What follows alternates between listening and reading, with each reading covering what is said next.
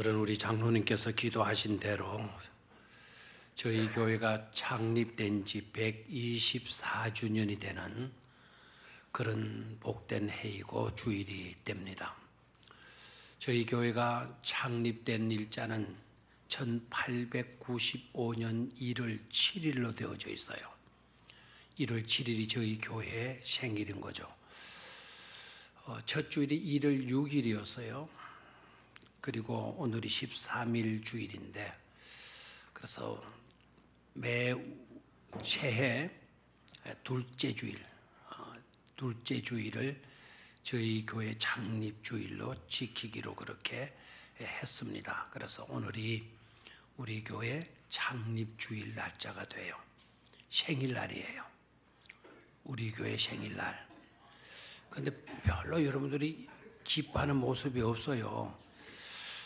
우리 교회가 설립된 124년 전에 우리 교회가 명령교회, 서리교회라고 하는 이름으로 출발이 되게 되죠. 굉장히 뜻깊은 그런 일이 아닐 수가 없는 줄로 믿습니다.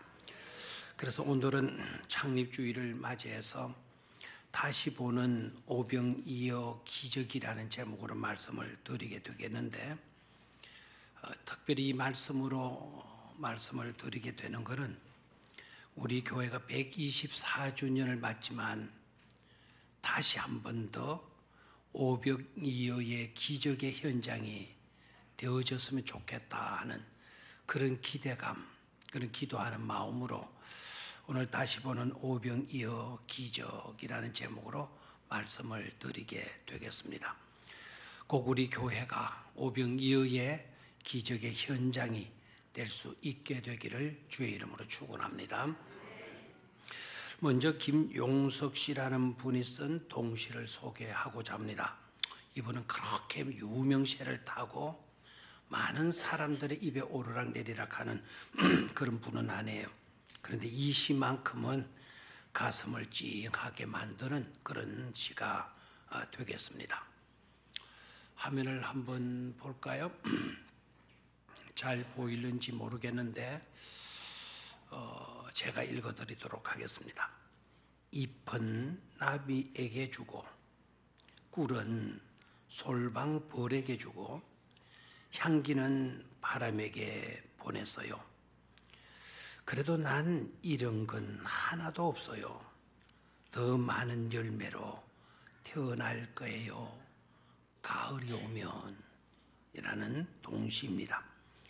지금 겨울이고 가을이 오면 그래가지고는 지금 우리가 살고 있는 이때가 겨울이라서 좀 거리감이 있는 것처럼 보이지만 가을은 오곡백과가 무르익는 그런 계절 아닙니까? 그때가 되면 더 많은 열매로 태어날 거예요 라는 그런 19절이 감동이 돼요. 모든 것을 내어주는 모습이 아름답잖아요. 잎은 나비에게 주고 꿀은 솔방벌에게 주고 향기는 바람에게 보냈어요. 바람에게 날려보냈어요. 모든 걸 내어주는 모습이 아름답고 모든 것을 내어주고서도 잃은 것은 아무것도 없어요 라고 여기는 그 마음도 너무나 아름답지 않습니까? 그러면서도 내일에 대한 기대감도 놓치지 않고 있죠. 언젠가는 열매 맺는 가을이 오게 될 것인데 가을이 오면 더 많은 열매들로 태어날 거라고 하는 희망을 잃지 않는 그 믿음도 굉장히 아름답다고 하겠습니다. 내어 줌으로써 풍요로움으로 모든 걸 내어 줌으로써 풍요로움으로 나아가는 그것이 바로 예수님이 이 땅에 오신 목적이 되어지겠고 예수님의 삶 자체가 그러하다 하겠습니다. 어떻게 보면 내어 줌으로써 풍요로움으로 나아가는 것이 기독교의 핵심 내용일 수도 있는 겁니다. 우리 주님께서는 요한복음 10장 10절에 이렇게 말씀하셨죠. 인자가 온 것은, 내가 온 것은 양으로 하여금 생명을 얻되 더 풍성히 얻게 하기 위함이니라 말씀을 하셨어요. 모든 것을 주님은 내어주는 삶을 사셨어요. 그 내어줌으로 양들인 우리가 더욱더 풍성함으로 나아가게 되는 것 아닙니까? 내어줌으로 풍성함, 내어줌에서 풍성함으로. 이것은 기독교의 핵심 진리이기도 하죠. 예수님께서 이 땅에 오셔서 행하신 일을 크게 세 가지로 요약들을 합니다. 먼저는 천국 복음을 선포하는 것, 프리칭입니다. 하나님의 나라의 비밀을 우리에게 선포해 주죠. 천국이 가까이 왔느니라. 천국이 가까이 왔다는 이 엄청난 복된 소식을 선포해 주시는 사역을 감당하셨고, 또한 우리 주님이 오셔서 행하신 일은 그 천국 복음, 천국의 비밀의 모든 요소들, 죄의 문제를 해결받고 구원받을 수 있는 모든 비결들, 그것을 친히 가르치셨어요. 그래서 예수님이 이 땅에 오셔서 행하신 두 번째 중대한 일이 뭐였는가 하니까 티칭, 가르침이셨죠. 그뿐만 아닙니다. 예수님께서 이 땅에 오셔서 세 번째 행하신 중요한 일들, 그 사람이 정신병자이건 육신의 병든 자이건 어떤 병자이든지 간에 그들을 고쳐주신 일, 힐링의 일을 하셨죠. 사람들은 그래서 예수님께서 이 땅에 오셔서 행하신 세 가지, 큰 세 가지 일들이 뭐냐? 전파하시고 가르치시고 고쳐주시고, 프리칭, 티칭, 힐링, 이 세 가지 일을 하셨다, 이렇게 말들을 합니다. 저는 거기에 멈추어서는 안 된다는 거예요. 예수님이 이 땅에 오셔서 행하신 일, 다 기종한 일 행하셨어요. 프리칭, 선포해 주시고 가르쳐 주시고 고쳐 주시고 그 일들 하셨지만, 이 한 가지를 빠뜨려서는 절대로 안 된다라는 겁니다. 그것이 바로 뭔가 하니까 십자가에서의 죽으심이죠. Dying upon the cross. 십자가에서 우리 주님이 죽어주신 사건, 이것을 우리는 빠뜨리지 말아야 할 것입니다. 그 모든 것을 요약해 보게 되게 되면 우리 주님은 우리 모두를 위해서 내어주시는 삶을 사셨다라는 거죠. 천국과 복음에 대한 것으로 내어주심으로 지적 굶주림을 우리에게 해결해 주셨어요.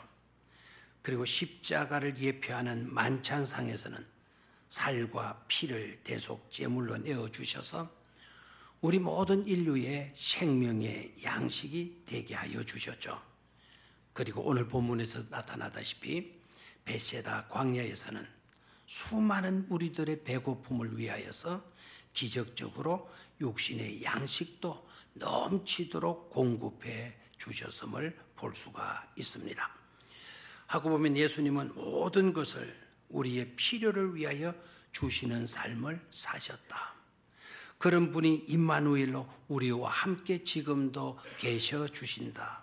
놀라운 축복이 아닐 수가 없는 줄로 믿습니다. 그런 분이 우리가 믿는 구주, 우리의 구주로 섬길 수 있다는 것도 큰 기쁨이 아닐 수가 없는 줄로 믿습니다. 그것을 분명히 깨닫고 믿고 고백하고 산다고 한다면 우리의 삶은 더욱더 행복으로 넘칠 수밖에 없는 줄로 믿습니다. 일찍이 다윗이 어떠했습니까? 광야 들판에서 그 은혜를 깨닫고 이렇게 노래하지 않았습니까? 궁중을 거니면서 그 광야의 그 힘든 고달픈 목동의 삶을 살면서, 그러면서도 그 가운데서 받은 은혜가 있었기에 나중 왕이 되고 난 뒤에 궁중을 거니면서 그는 이렇게 노래하죠. 여호와는 나의 목자가 되신다. 여호와가 나의 목자가 되어주심으로 내게는 부족함이 없으리로다 라고 노래하지 않았습니까? 다윗만이 그 노래를 부르겠습니까? 다윗뿐이겠습니까? 얼마든지 지금을 살아가는 저와 여러분들의 고백도 되고 찬송도 될 수 있는 줄로 믿습니다. 자, 그러면 다시 보는 오병이어의 기적, 그 현장 가운데로 들어가서 다시 한 번 더 오병이어의 기적의 내용을 분석해 보도록 하겠습니다. 첫 번째로 오병이어의 기적은 궁핍과 적음에서 시작해서 풍성함과 많음으로 나타난 기적이었다라는 겁니다. 자, 여러분 다 맹송맹송하게 저만 쳐다보고 있는데 여러분 주보를 다 한번 펴보시기를 바라요. 다시 보는 오병이어의 기적 설교 원고가 가운데 중앙에 들어있을 겁니다. 이때까지 보던 주보하고는 조금 차이가 있죠. 이번에 주보 보니까 뭐가 칸막이가 이렇게 많이 들어있습니다. 이게 도대체 뭐 하는 건가? 이거 이제 궁금하실 터인데요. 설교 말씀을 좀 잘 들을 수 있도록 거기에다가 칸막이를 해놨어요. 잘 들으시고 그 칸막이에 여러분들이 연필로 기록을 해 보시라 이 말입니다. 그 칸막이에 들어가는 내용들이 중요한 내용이기 때문에 그렇게 해 놓았습니다. 자, 오병이어의 기적은 궁핍과 적음에서 풍성함과 많음으로 나타난 기적이었다. 그럼 가로 안에 해답이 다 들어가 버렸죠. 뭡니까? 풍성함과 많음으로 나타난 기적이었다. 그렇잖아요. 시작이 뭐였습니까? 수많은 군중 앞에 떡 5덩어리 물고기 2마리밖에 안 돼요. 수많은 인파들 가운데 떡 5덩어리 물고기 2마리, 한 아이의 도시락. 그건 별게 아니죠. 그런데도 불구하고 나중에 결과에 가서 보니까 그걸 가지고 시작했는데 모든 사람들이 다 뭐하게 먹었어요? 배불리 먹고도 또 남은 것이 있었다 없었다? 있었다. 12강준이나 거두게 되었다. 이게 오병이어의 기적의 내용이었다라는 거예요. 고작 이걸 가지고 뭘 할 수밖에 없는 그런 것에서 시작하여서 어떻게 이렇게 많이 이렇게 되어진 것이 바로 오병이어의 기적이다라는 겁니다. 두 번째 오병이어 기적의 내용은 이미 있는 보잘것없는 것을 가지고 있게 될 엄청난 양식이 되게 하신 기적이다라는 것입니다. 가로 속에 또 들어가야 될 말을 여러분 찾았죠 벌써, 그죠? 오병이어의 기적은 이미 있는 것, 한 아이가 가지고 있었던 그 보잘것없는 것을 가지고 그 많은 우리들이 먹고도 남을 있게 될 엄청난 양식이 되게 하신 사건, 그것이 바로 오병이어의 기적의 내용이다라는 것입니다. 여기에서 우리가 무엇을 깨달아야 되는 것입니까? 여기서 우리가 깨달아야 될 것은 적은 것, 비천한 것, 아무것도 아닌 것, 아무 가치도 없는 형편없는 것일지라도 그것이 앞으로 있게 될 엄청난 가치를 창출해내는 기적의 도구가 될 수 있더라라는 것을 우리에게 교훈하시고 있는 줄로 믿습니다. 작은 것, 비천한 것, 아무 가치도 없는 것, 형편없는 것, 이까지 그 가지고 뭘 할 수밖에 없는 그런 것일지라도 앞으로 있게 될 엄청난 가치를 창출해낼 수 있는 기적의 도구가 될 수 있더라라는 것을 우리에게 교훈해 주는 그런 사건인 줄로 믿습니다. 또한 세 번째로 오병이어 기적의 기적은 오병이어에 있어서의 그 양식은 먹을 것은 먹을수록 양이 적어지거나 줄어지거나 하는 것이 아니라 많은 사람이 먹었음에도 불구하고 더 많이 남게 되는 양식이 되어졌다라는 사실입니다. 우리는 음식은 먹으면 먹어질수록 없어지잖아요. 제가 어젯밤에 설교 준비를 하다가 배가 고파가지고 의기 집사님한테 교회 고등부실의 아이들과 함께 있는 것을 알고는 그 시간대 그달랑 누구 하나 보내가지고 어저께 밤 따라 어떻게 그렇게 아이스크림이 먹고 싶은지 그래서 아이스크림을 좀 사다 주라. 돈은 내가 줄게. 그랬더니 우리 이나가 사가지고 왔어요. 그래서 5개를 사가지고 왔어요. 속으로는 한 10개 사오지 이러 싶었는데 5개 샀는데 돈을 주려니까 안 받는 거예요.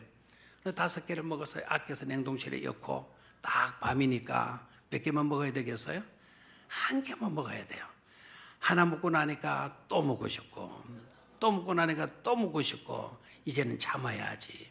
한밤중에 이거 먹으면 당도 높아질 텐데 또 안 먹으려고 하다가 또 내다 먹고 이제 마지막에 몇 개가 남았어요. 1개가 남았어. 요거는 진짜 깨야지. 요거는 내일 아침에 일어나서 먹어야지. 그게 어디 있습니까? 또다시 내다 먹었어요. 밤 새벽 2시 반이 됐는데 또 먹고 싶은 거예요. 근데 열어보니까 있어요, 없어요? 없어요. 텅 열었다가 허무한 모습으로 뚜껑을 떡 닫고 몰았어요. 먹으면 먹을수록 그런 음식들은 마여진다, 줄어지고 없어지게 되는 거죠. 근데 오병이어의 현장에서 그 양식은 먹으면 먹을수록 점점 더 많아지고 풍성해지고 있는 그런 양식이었더라. 그리고 더 많아서 다 이제는 먹을 수가 없어서 남은 것을 거두었더니 그것도 얼마나 되었더라. 12강주리가 되었더라. 하나의 도시락으로 시작이 된 건데 12강주리나 거두게 되는 그런 기적의 사건이 바로 오병이어의 기적의 사건이더라. 저는 이것을 묵상하면서 이 사건은 그냥 기적의 사건으로만 다루어야 되는 것이 아니로구나. 죽어도 주면 줄수록 더욱더 많아지는 거. 없어지고 사라져야 그게 정상인데 주고 나니까 더 있게 되는 것. 그게 또 있더라는 거죠. 그게 바로 뭔가 하니까 사랑이더라는 거예요. 여러분 아시잖아요. 사랑은 사랑할수록 그 사랑이 줄어지거나 없어지는 것이 아니라 더욱더 풍성한 사랑으로 나타나는 것 아닙니까? 그와 같듯이 그렇게 고귀한 사랑의 역사로 나타나고 있는 기적이 바로 오병이어의 기적이구나 하는 것을 깨닫고 얼마나 감동을 받았는지 몰라요. 저와 여러분들이 그런 삶을 체험하면서 그런 삶을 살아야 된다라고 하는 교훈을 이 속에 담고 있는 줄로 믿습니다. 부족함에도 믿음으로 시작하는 삶, 형편없는 것일지라도 내버리거나 실망하거나 포기하지 말고 형편없는 것이라고 이렇게 불평하지 말고 그런 것들이라도 주님의 손에 쥐어줌으로 높은 가치를 창출해내는 그런 삶을 살아드려야 될 줄로 믿습니다. 가치 있는 삶은 그런 것에서 결정되어지는 줄 믿습니다. 그런 삶을 꿈꾸고 살아가는 여러분들이 되시고 그런 삶을 꿈꾸며 나아가는 우리 병영교회가 되어지기를 주의 이름으로 축원합니다. 두 번째는 기적을 가져오게 되는 매개체, 기적으로 가는 매개체가 뭐냐? 중개 역할을 하는 중매인이 누구냐? 중개인이 뭐냐라는 거죠. 구약에 보면은요, 심각한 기근에도 불구하고 기적처럼 떨어지지 않고 마르지도 않았던 기적의 사건이 나와요.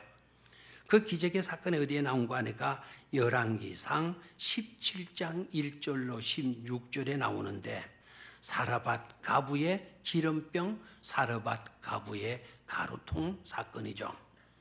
여러분 잘 아시다시피 사르밧 가부, 어떤 사람은 이 사르밧 가부라 그러니까 이 가부의 이름이 사르밧인 줄로 이렇게 또 생각하더라고요. 사르밧은 동네 이름이에요. 이 가부의 이름은 소개되지 않고 있어요.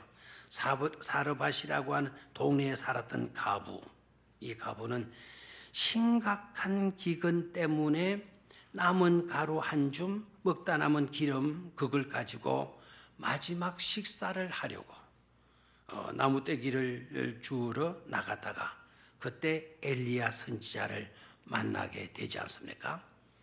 마지막 그 한 줌 남은 그 가루 그리고 기름병이 남아있는 그 기름 몇 방울 그걸 가지고 나무떼기 구해와서 불때에서 그거 빵 구워가지고 자식과 함께 먹고 이제 죽음으로 나아가려고 했던 그런 것이었는데 나무떼기 주러 나갔다가 엘리야 선지자를 만나게 돼요. 엘리야 선지자가 그 가부를 만나고는 그 가부에게 이렇게 요구를 합니다. 내가 지금 목이 마르다. 물을 좀 갖다 줄 수 있겠나? 이렇게 해서 되겠습니까? 엘리야 선지자가 그 불쌍한 가부를 만났다면 그 가부를 불쌍히 여겨서 어떤 도와줄 요소를 찾아야지. 그 가뭄이 심각해가지고 몇 년간의 이 기근 때문에 그리신의 강가가 다 말라버렸잖아요. 태화강이 다 마를 정도로 그렇게 심각한 가뭄의 때에 물 한 잔 가지고 오너라. 물이 어디 있겠어요? 물 한 잔 가지고 오너라. 그런데도 이 사르밧 가부가 집에 아꼈던 생명과 같은 물이 있었던 모양이에요. 그 물을 가지러 가는 거예요. 이 마당에 정신이 있어? 이렇게 가뭄에 물이 얼마나 귀한데 물을 갖다 달라고 이렇게 하느냐고. 그렇게 하지 않고 그 남은 아마 물이 얼마나 되는지는 모르지만 마지막 물을 가지러 가는 거예요. 가는데 또 엘리야 선지자 또 봐요. 그냥 물만 가지고 오지 말고 나에게 떡을 좀 구워 가지고 있어. 이렇게 요구를 하는 거예요. 정말 성경 읽을 때 이해되지 않아요. 선지자는 오히려 백성들을 도와야 될 그런 이치에 있는 사람인데 오히려 그 떡을 가지고 오라고 요구를 해요.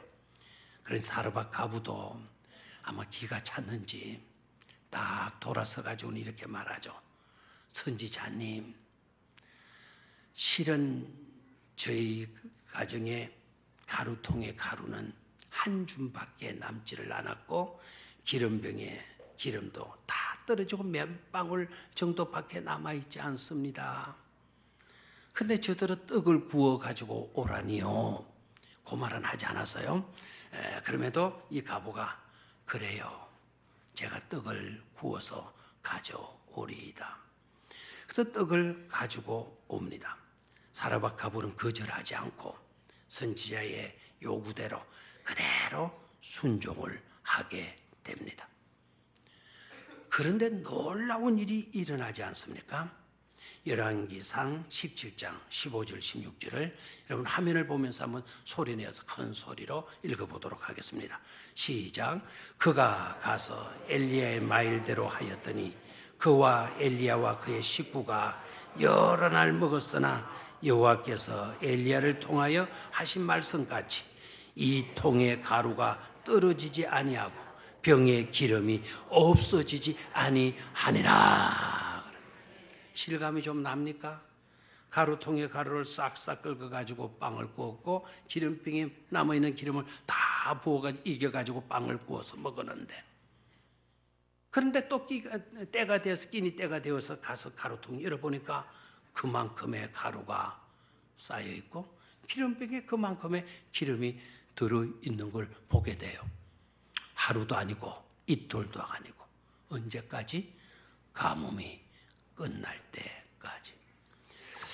여러분 저는 이래 해도 여러분 별로 실감을 내는 것 같지 않아서 오늘 상황으로 좀 패러디 각색을 좀 해보도록 하겠어요.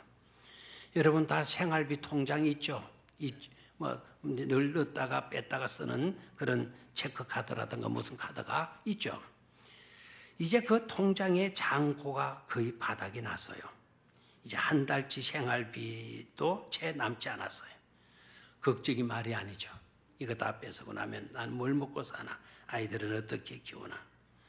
그런데도 어디 돈이 생길 가능성은 어디에도 없어요. 어디 일할 자리도 없고 알바할 자리도 없고 돈이 생길 가능성은 어디에도 없어요. 그런데 오늘 마지막 남은 그 잔고마저 다 찾아온 거예요. 그리고 그것을 가지고 이제 이것 우리 먹고 이제 죽자 이런 마당인데 그런데 이튿날 행여나 하는 마음으로 가서 통장을 찍어봤더니 이게 어떻게 된 겁니까? 또 그만큼의 잔고가 남아있는 것 아닙니까? 그 다음날도 가보니까 또 그만큼의 누군가가 입금을 해놔서 그만큼의 잔고가 남아있다고 생각해봐요. 정말 그런 일이 계속 일어났을 때 그런 것을 경험하는 여러분들의 마음은 어떠했을까라는 거예요. 저는 상상해봤어요. 그 통장을 어머나 감사합니다. 이틀 동안 어머나 감사합니다. 이게 또한 이 기적의 사건과 신약 오병이어의 기적의 사건을 비교해서 보면 공통점을 발견하게 돼요.